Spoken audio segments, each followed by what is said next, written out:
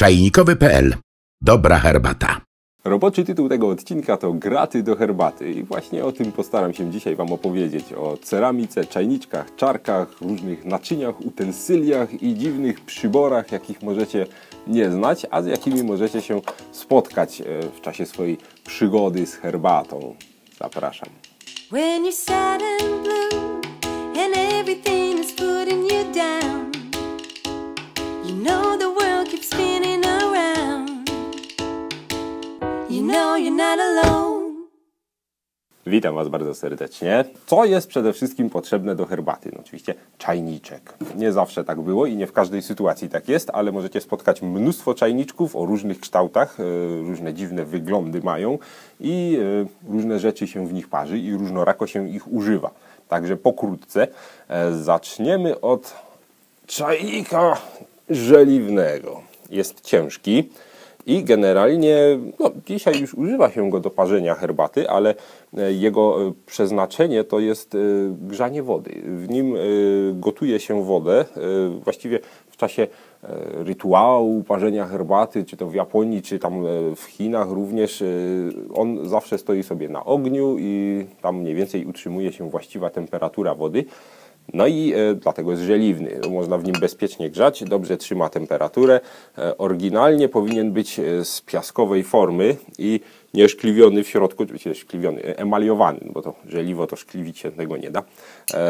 To, co możecie dorwać na rynku i również to, co my mamy, no to jest już, prawda, masowa produkcja, forma zwykła gliniana, w środku szkliwo, jej emalia, żeby było łatwiej utrzymać to w czystości.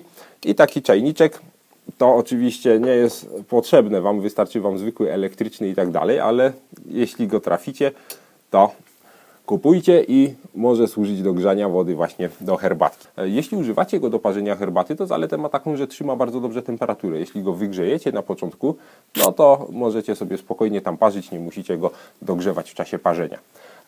Spotykacie często się również u nas w odcinkach z czajniczkami szklanymi.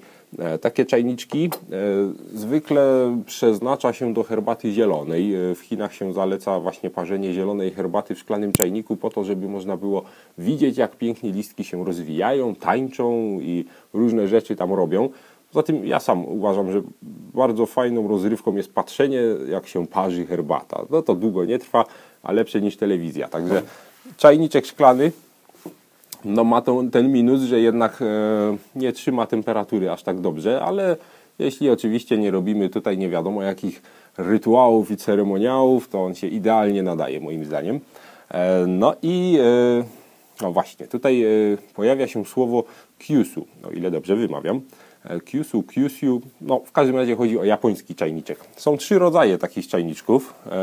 Pierwszy i taki najbardziej może kojarzący się z Japonią ma rączkę pod kątem 90 stopni do dzióbka. To jest oczywiście też nie zawsze. No, kto ulepi, tak ulepi. Czasem są bardziej w tę stronę, czasem w tę. Generalnie chodzi o to, że jest z boku.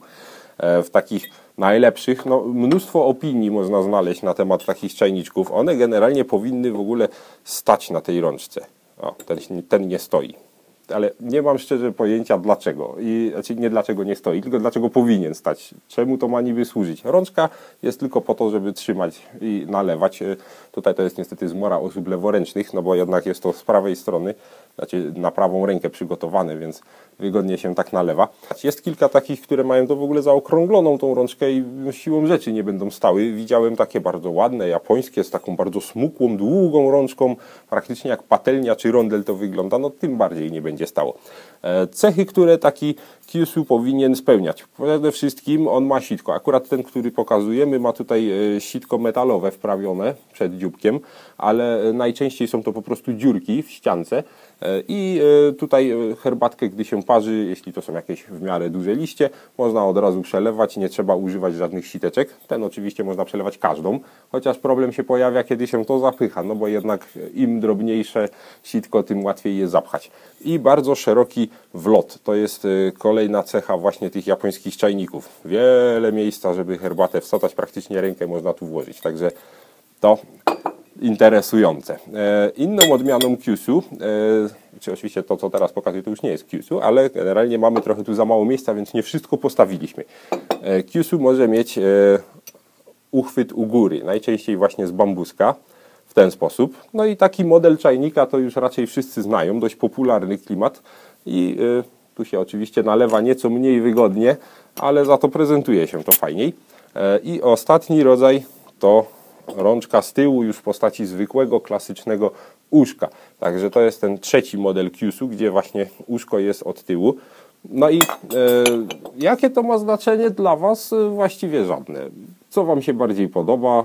Bardziej chodzi o materiał i o wygodę, niż o to, gdzie ta rączka tak naprawdę jest. Także takie możecie spotkać modele czajniczków i polecam wypróbować i znaleźć swój ulubiony. Ja szczerze mówiąc najbardziej lubię ten z boczną rączką, ponieważ no, wygodnie mi się naprawdę z niego nalewa i bardzo go sobie cenię.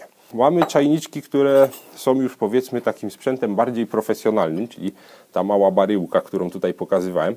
Śmieszny, malutki, o to chodzi, że jest malutki. To są takie charakterystyczne, niewielkie czajniczki, które w sumie wielu nas Polaków śmieszą, ponieważ no, nie jesteśmy sobie w stanie wyobrazić w ogóle zastosowania tego. No, kto normalny robi herbatę w czymś takim? No, prawda?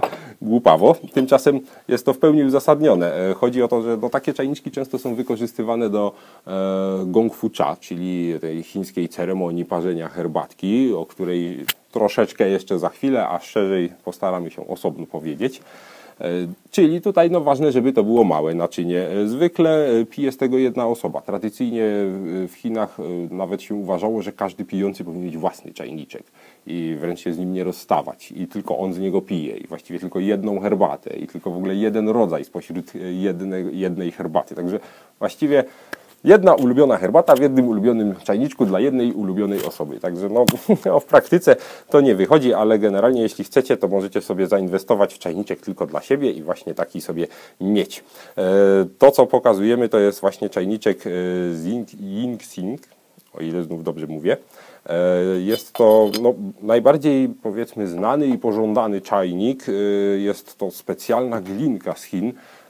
I tutaj różne są odmiany tej glinki. Są czajniczki z Zisha i Zusha. Również nie jestem pewien wymowy. Chodzi o kolor. Generalnie glina ta jest najbardziej ceniona do wyrobu czajników, ponieważ no, wygląda ten czajniczek świetnie. Gładziutki i lśniący, a tutaj nie ma żadnego szkliwa, żadnej emali, niczego. To jest surowa glina, pięknie wygładzona. I glina ta ma tą zaletę, że chłonie zapach, aromat herbaty i można hodować taki czajnik. Po pewnym czasie można wręcz zaparzyć pusty i wciąż mamy wspaniałą herbatę. Także no, dlatego warto wtedy też jeden rodzaj parzyć tutaj. Ta glinka właśnie przez herbaciarzy jest najbardziej ceniona, ale jest jej bardzo malutko. Cała historia tej glinki zaczęła się od pana Gongchuna, który był świeckim mnichem buddyjskim. Krótko mówiąc, przypałętał się do klasztoru, polubił się z mnichami i sobie tam siedział, było mu tam dobrze, pomagał im, a oni lepili czajniczki, które były bardzo cenione przez wszystkich i on też chciał. Ale mnisi stwierdzili, że nie nauczą go lepić czajniczków, bo to będzie konkurencja. On pójdzie sobie z klasztoru, założy swój warsztat garncarski i co wtedy? Mnisi nie będą mieli zbytu na swoje czajniczki, nie wolno zdradzić tajemnic. Więc sprytny Gongchun udawał, że go to nie interesuje i podglądał mnichów długimi latami. Oczywiście coś tam pomagał, pracował, ale jakby nie wykazywał żadnego zainteresowania ceramiką. No i w ten sposób się tego nauczył, właśnie podglądając ich. Potem z klasztoru odszedł, zaczął lepić czajniczki, no ale właśnie miał problem z właściwą gliną. Okazało się, że najlepsza glina, no tutaj już wchodzimy w zagadnienia głęboko ceramiczne i geologiczne. Oczywiście musi tam być dużo kaolinu, minerałów różnego rodzaju, przede wszystkim związki żelaza, dzięki czemu charakterystyczna barwa, domieszki różnych innych rzeczy, mangan itd., itd., itd. No i takiej najlepszej, najidealniejszej gliny do robienia czajniczków jest bardzo mało. Jest taka jaskinia żółtego smoka, gdzie są pokłady gliny i 3% tej gliny, czyli właściwie taka cienka warstewka, to jest właśnie ta idealna, najlepsza glinka do robienia czajniczków. No i niestety praktycznie się to już skończyło. To, co znajdujecie na rynku, to są podróby, zwłaszcza jeśli nie płacicie za to kilka tysięcy funtów. to no, są podróby, gdzie po prostu bierze się zwykłą glinę, dodaje się do niej związków żelaza i innych fajnych minerałów i dostaje się coś powiedzmy zbliżonego, choć troszeczkę do tej oryginalnej gliny. To z prawdziwej gliny coś jeszcze możecie znaleźć, chociaż akurat te złoża już się wyczerpały tam praktycznie i no, trzeba przede wszystkim bazować na czajnikach antycznych. Można kupić używane czajniki właśnie sprzed wielu lat. No i z tej oryginalnej glinki też jeszcze się tam gdzieś sporadycznie jakiś czajnik znajdzie, ale nie ma problemu, bo to już naprawdę jest coś dla osób, które wydają tysiące dolarów na paczuszkę herbaty. Wracając do pierwszego garncarza. Otóż on, nie mógł zdobyć tej gliny, wpadł na sprytny pomysł. Zakradł się do klasztoru i był tam wielki zlew, w którym mnisi codziennie myli ręce po lepieniu swojej ceramiki. No i on po kryjomu wybrał wszystko, co było w tym zlewie. Okazało się, że przez lata się tam nagromadziła niezła warstwa. No i w ten sposób wyeksploatował swój własny pokład gliny w mnisim zlewie. No i miał materiał. Zaczął lepić swoje czajniczki. One do dzisiaj nie zachował się ani jeden ulepiony przez niego, tylko kopie, ponieważ on ulepił kilka tych czajników i naśladowcy próbowali zrobić je identycznie. Wtedy jeszcze ceniono sobie właśnie w czajniku totalną prostotę. On miał wyglądać tak, jakby ulepiło go właściwie dziecko z plasteliny. Czajniczek nie był praktycznie okrągły, był wyciskany palcami, gdzieś może jakąś łyżką, były odciski paluchów, był koślawy, popękany, wyglądał byle jak, ale generalnie był z najlepszej glinki i najlepiej nadawał się do herbaty. No oczywiście na dworze chińskim zaczęto później sobie w konkretnych dynastiach cenić różne bardzo zdobione rzeczy, ale prostota tych czajniczków przetrwała no, również w Chinach, ale przede wszystkim w Japonii. Tutaj mamy raku, które ma wyglądać bardziej tak, jakby czajnik wyrósł z ziemi, a nie jakby go ktoś wykonał, czy właściwie czareczka na przykład. Taki czajniczek, gdy go położymy płasko, jak zauważycie, uszko, dzióbek i powierzchnia wlotu tworzą jedną linię, w jednej płaszczyźnie. Jeśli się weźmie tam jakiś inny czajnik i położy, no to zwykle albo nie da się go położyć płasko, bo dzióbek za wysoko wystaje, albo dzióbek jest w powietrzu, bo czajnik jest w innym kształcie. Idealnie taki czajniczek powinien właśnie leżeć płaściutko. Kolejną ciekawą cechą takiego czajniczka, która pozwala rozpoznać, czy jest dobrej jakości, jest to, że gdy nalejemy do niego wody, a nalewamy pełno, wręcz przelewamy, o tak, i zakładamy wieczko. Teraz, gdy taki czajniczek odwrócimy do góry nogami, jak zauważycie, po pierwsze, nie wycieka woda z dzióbka, natomiast gdy zatkamy dzióbek i puścimy wieczko, żebym to dobrze zrobił, to wieczko nie spada. To jest również istotne. Oczywiście zatkać trzeba dziurkę w wieczku, która zawsze jest i jest niezbędna. No, jeśli tego nie zrobimy, to spadnie siłą rzeczy. Gdy taki czajniczek kupicie, nie można go od razu używać. No właśnie dlatego, że nie jest szkliwiony, emaliowany, wymaga troszeczkę czułych zabiegów. Po pierwsze, taki czajniczek wkładamy do garnka, zasypujemy dookoła herbatą, zalewamy wodą i gotujemy. Należy go wygotować w herbacie. Potem wyciągamy i suszymy, lekko przecieramy jakimś ręczniczkiem, suszymy na powietrzu. Następnie z powrotem do gara, nowa herbata i znów gotujemy. Powtarzamy to kilka razy, gdy taki czajnior wygotowany już jest. Później no, używamy już do wycierania delikatnego ręczniczka i dłoni. To jest ważne. Pot i tłuszcz z naszych dłoni, gdy będziemy go często pocierali i głaskali, on dzięki temu zrobi się przyjemnie błyszczący i będzie ładnie wyglądał. Tak powinien być konserwowany ludzkimi dłońmi. Nie wolno do mycia takiego czajnika używać żadnych detergentów. Właściwie niektórzy zalecają w ogóle nie myć takich czajniczków. No tutaj warto go wypłukać może ciepłą wodą, ale rzeczywiście żadnej piany, żadnych gąbek, żadnego tarcia. Płuczemy tylko, suszymy i pocieramy dłoniami. Bardzo troskliwie trzeba się posługiwać z takim czajnikiem. No i generalnie wybór czajniczka, no są to zwykle czajniczki, które trochę kosztują, więc gdy już nazbieramy na ten czajnik i wybierzemy go sobie, powinno to być świadome, bo zalecają Chińczycy, żeby ten czajnik służył nam już do końca. Także nie wiadomo, co się prędzej skończy, a Chińczycy bardziej cenili, żeby jednak ludzkie życie pierwsze się kończyło, bo najbardziej fajne czajniki były te, które dostaliśmy od dziadka, które on dostał od swojego pradziadka, a tamten dostał od swojego prapradziadka. Czyli generalnie, jeśli mamy czajnik, który ma mniej niż 1000 lat, to raczej na nikim to nie zrobi wrażenia. No ale opuszczając już tak wyrafinowane i szalone sprzęty do herbaty, zwróćmy uwagę na kilka rzeczy, które również służą do parzenia herbaty, a są mniej znane. Mamy gajwan. O tym już pewnie słyszeliście. Gajwany są przeróżne. Ceramiczne, szklane. O, proszę. Szklany gajwanik to jak szklany czajniczek. Generalnie podziwiamy, jak się herbatka parzy, no ale tutaj nie wszystkie herbaty się w tym udają. Ceramiczny gajwan, no to oczywiście się nadaje do szerszej grupy herbat. Najczęściej poleca się gajwana do parzenia uląków. No ale tu w domu parzcie co chcecie. Ja sam parzę jak leci. Wszystko mi z gajwana smakuje. Charakterystyczne cechy gajwana to oczywiście podstawka, czarka i wieczko. To symbolizuje ziemię, niebo, no i różnie się mówi. Serce gajwana, czyli ta czarka, symbolizuje człowieka albo wszystko, co między ziemią a niebem, czyli właściwie cały świat ziemski, ludzki, zwierzęcy, roślinny, wszystko naraz, wszystko, co znajduje się po prostu między niebem i ziemią, to już filozofia, którą się do tego dokłada. Jak się tego używa? Dość prosto. Herbatę się tutaj wsypuje, po prostu zalewa wodą, no, pomijając różne tam dodatkowe rzeczy, pokroju wygrzewanie naczynia, jakieś polewanie go jeszcze ciepłą wodą w czasie parzenia, żeby podtrzymać temperaturę. Generalnie o użyciu gajwana myślę, że znajdziecie. Co ciekawe, jak się nalewa z niego herbatę, to jest parę metod i parę wersji gajwanów. Gajwany zwykle mają taki tutaj kołnierz dookoła, dzięki czemu przytrzymujemy wieczko palcem. To wieczko zwykle ma tutaj takie miejsce, gdzie się wygodnie trzyma właśnie palec, czyli takie wgłębienie wesołe.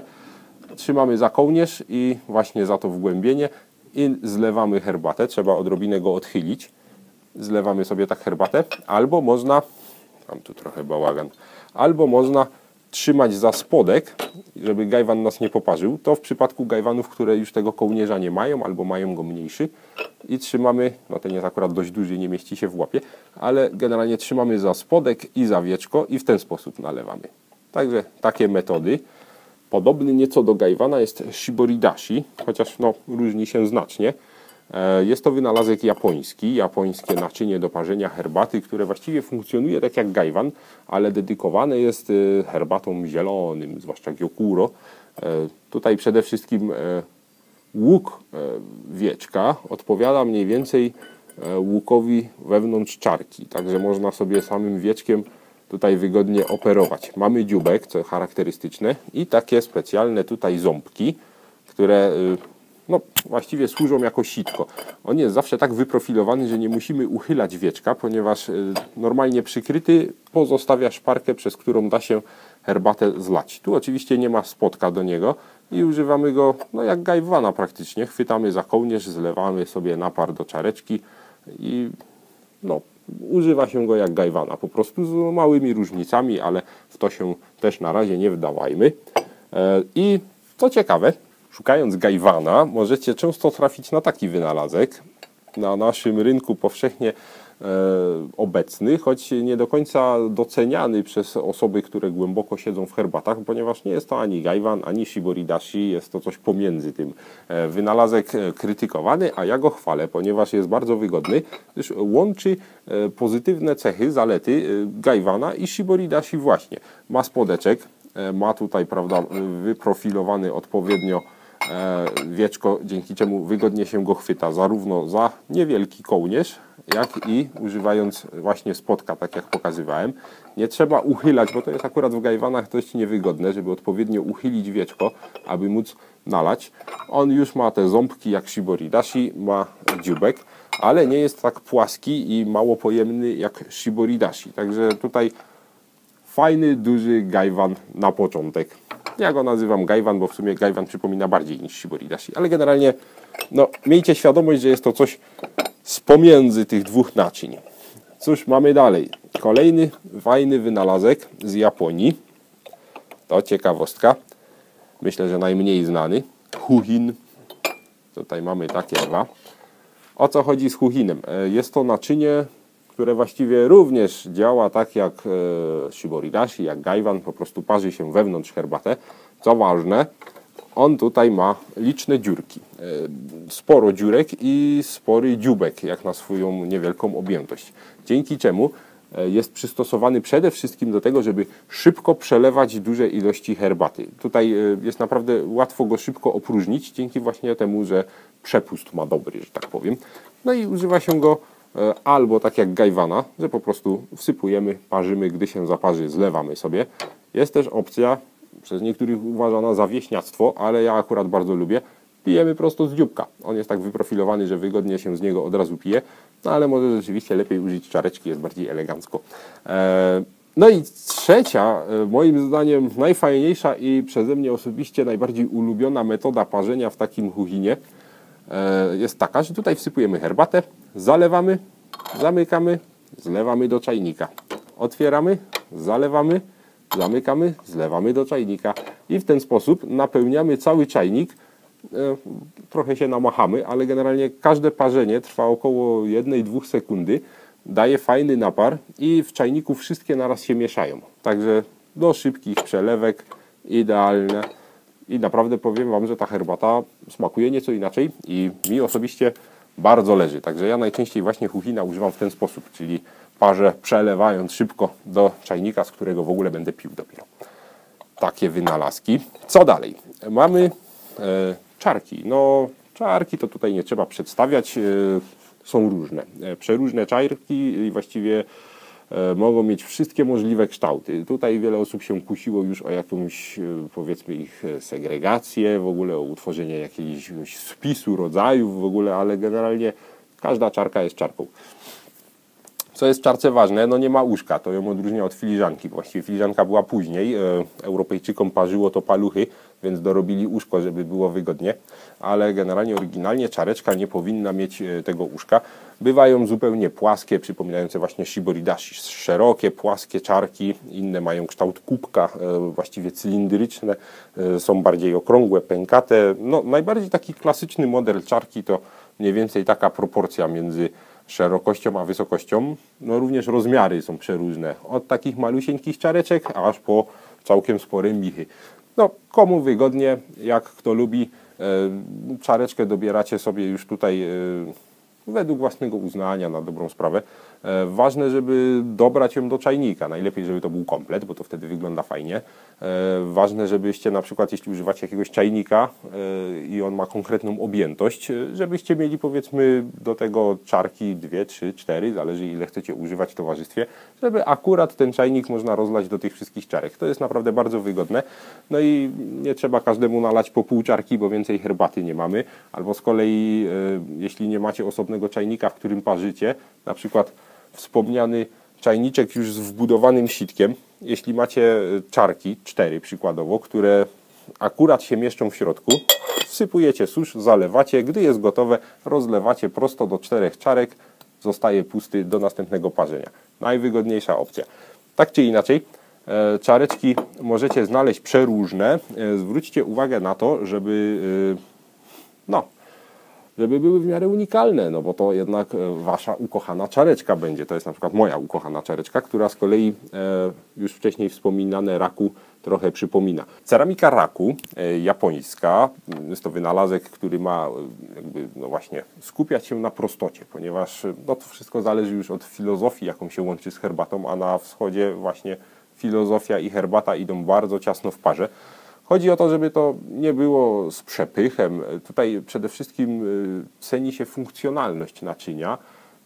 Chodzi o to, żeby wyglądało to jak najbardziej prosto i niedbale, ale żeby było widać rękę mistrza, że ten, kto to zrobił, świetnie znał zasady wykonywania ceramiki, ale sobie je właśnie złamał. Zrobił coś, co jest użyteczne, a piękne w swej prostej brzydocie. Czyli nie do końca jest równe, nie do końca w przekroju jednakowe w każdą stronę, nie do końca poszkliwione, gdzieś popękane.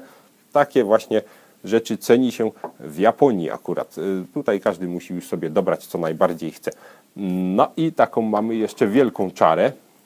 To z kolei służy do robienia herbaty matcha. Nazywa się to matchawan i no, musi mieć swój rozmiar po to, żeby można pędzlem, czyli tutaj czasenem, spienić i ubić sproszkowaną herbatę w wodzie wewnątrz. No, oczywiście w małej czarce by nam to nie wyszło zupełnie.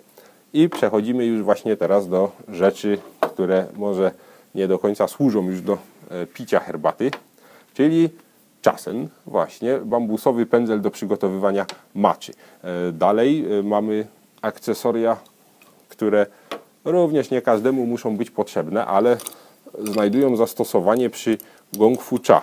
Tu oczywiście czasem teraz nie pasuje do tego zestawu, bo do gong fu cha potrzebujemy chapana, czyli specjalnej tacy, stołu, talerza, różne są rzeczy, gdzie można rozlewać, chlapać, płukać, wylewać. To wszystko ścieka na dół, tutaj są odpowiednio dziurki.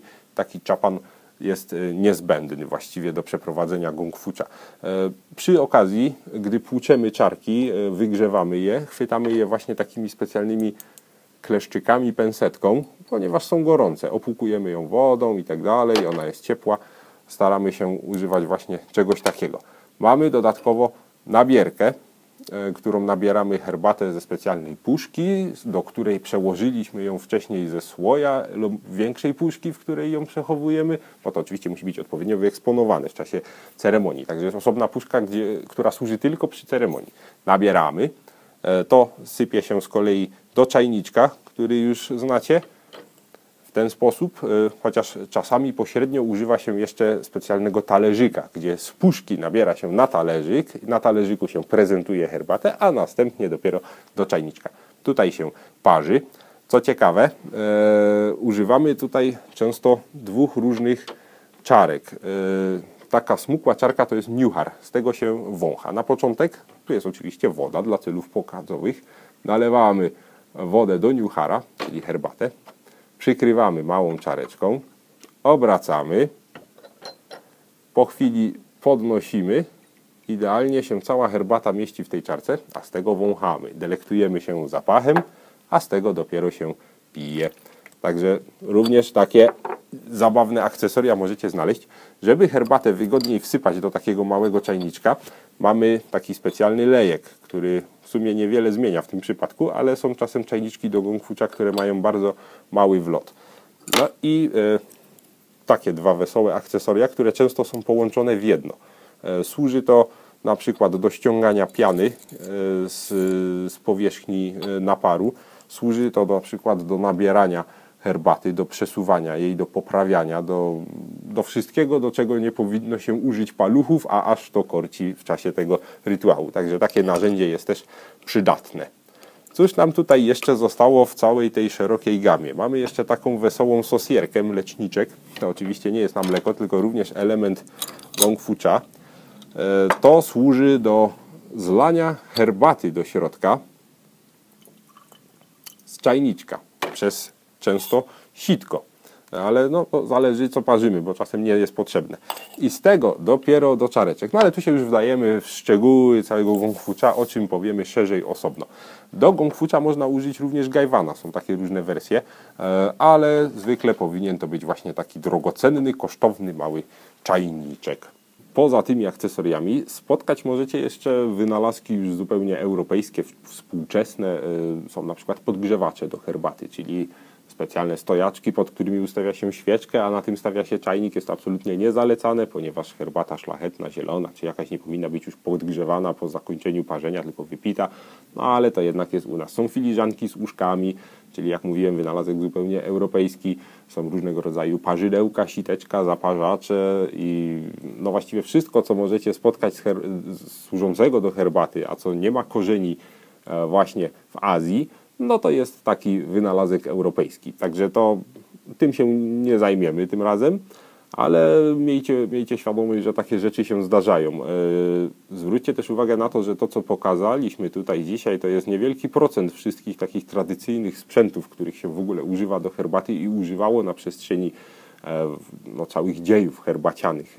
Sam Lu Yu zapisał aż 24 niezbędne przedmioty, a tak naprawdę dużo więcej ich tam jeszcze było, tylko z niektórych można było w niektórych sytuacjach rezygnować, bez których w ogóle nie uda się herbata. Są tam ręczniczki, specjalne szczypczyki do węgla, który pali się w specjalnym piecyku, pod specjalnym czajnikiem, także jest to naprawdę szeroka gama. Co nas interesuje? Żebyśmy z tego wszystkiego wybrali coś, co nam na co dzień będzie służyło dobrze. Nie musicie inwestować w nie wiadomo jakie drogie czajniki, nie wiadomo jak drogie gajwany, shiboridashi. To zależy co chcecie pić i co naprawdę sprawi Wam przyjemność. Znajdźcie zatem swój ulubiony czajnik, ulubioną herbatę, ulubiony sposób parzenia i cieszcie się tym po prostu, nie zwracając uwagi na tradycje i wszystko, co wokół tego krąży, a co tak naprawdę dla przeciętnego spijacza herbaty nie jest niezbędne. Temat akcesoriów i utensyliów do herbaty jest strasznie szeroki, także nie wahajcie się szukać głębiej, czytać i interesować się tym po prostu. Również zachęcamy do dyskusji z nami. A tymczasem pokrótce chcieliśmy zrobić mały porządek w gratach do herbaty. Także graty do herbaty w miarę poukładane, w miarę ponazywane i w miarę mają swoje przeznaczenie. To tyle na dzisiaj. Do zobaczenia w kolejnych naszych odcinkach i do zobaczenia na naszej stronie czajnikowy.pl. Just sing this song, you'll never ever be alone. So shine, shine.